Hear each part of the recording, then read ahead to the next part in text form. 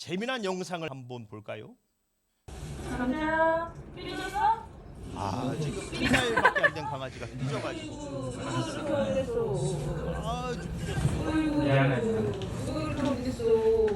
불쌍해, 어린애를. 아이고 세상에 한 달밖에 안 고개를 되는데 쳐박고 누가 그렇게 있죠. 웃네. 눈을 뜨고 있는데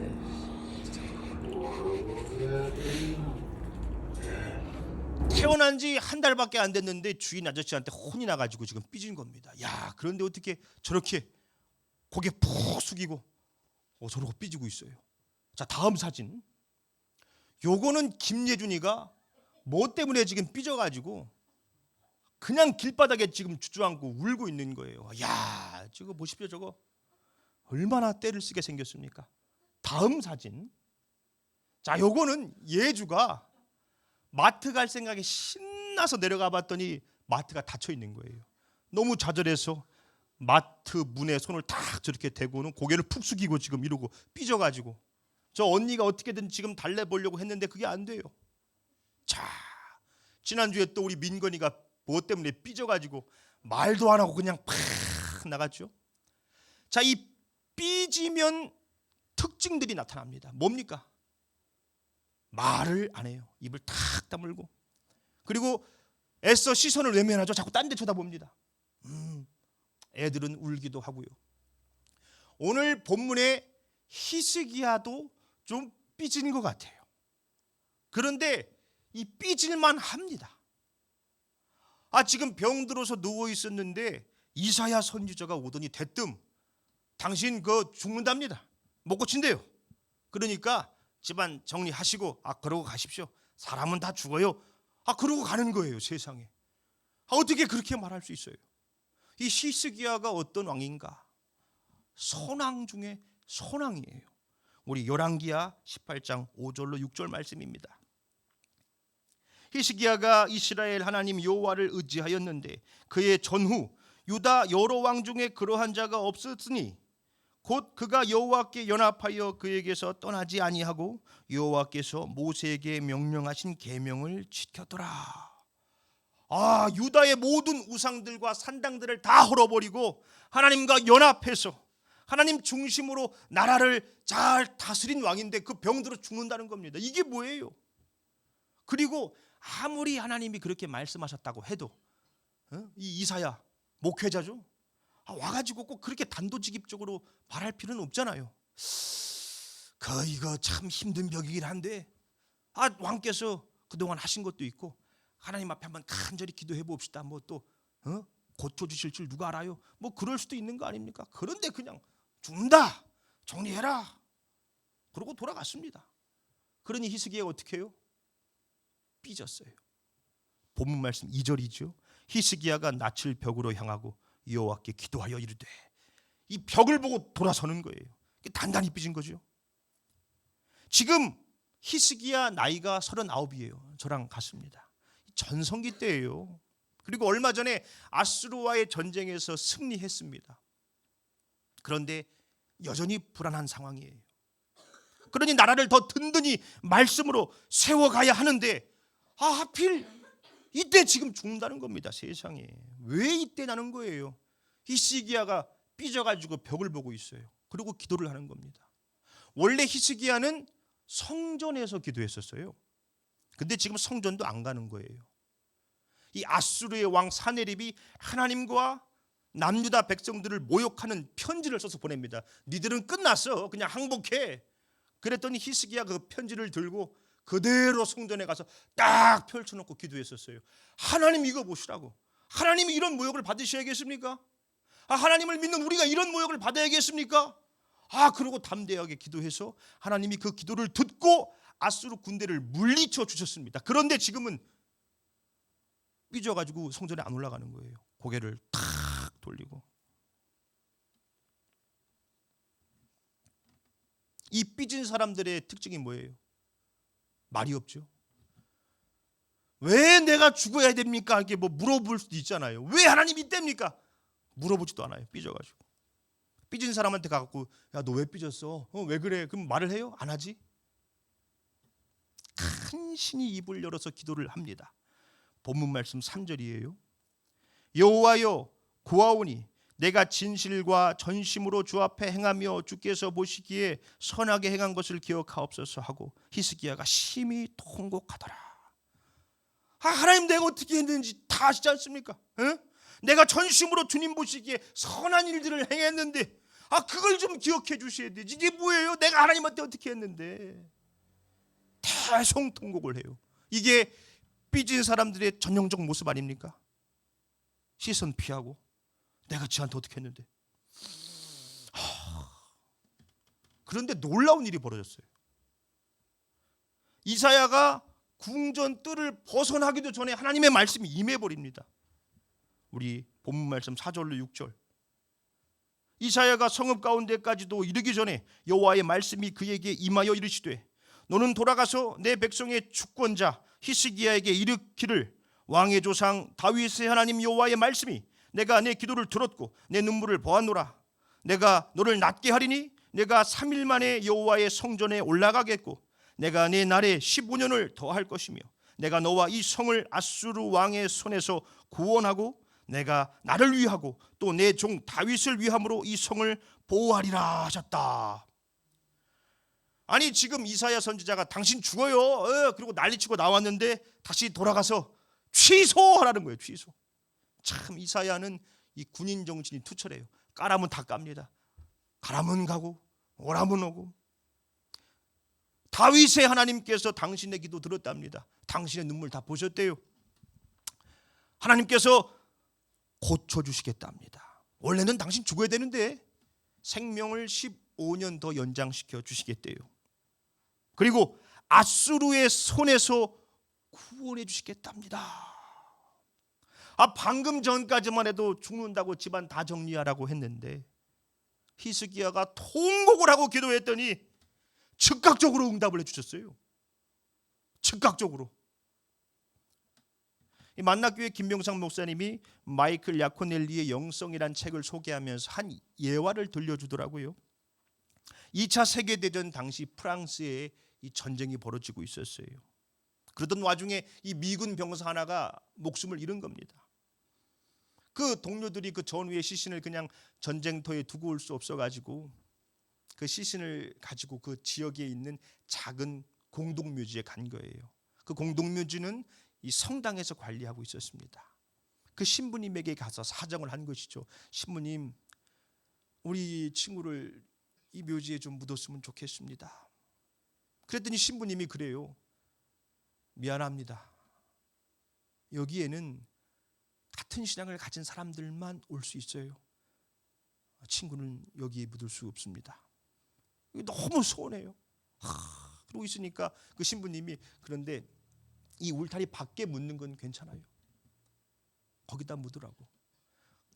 그 울타리 밖을 봤더니 뭐 그런 대로 괜찮아요. 그래서 서운한 대로 그 친구를 거기에다 안장하고 돌아갔습니다. 다음 날 그 부대에 전출 명령이 떨어졌어요. 이제 이동을 해야 되는 거예요. 마지막으로 우리 전우에게 인사하자. 그래서 그 어저께 함께 묻었던 친구들이 가봤더니 묘지가 안 보여요. 야, 어디 갔나? 그 신부님에게 가가지고 어저께 우리가 밤에 시신을 묻어서 그런가 어디다 묻었는지 모르겠습니다. 친구 안 보이는데 거기가 좀 어디쯤인지 아시겠습니까?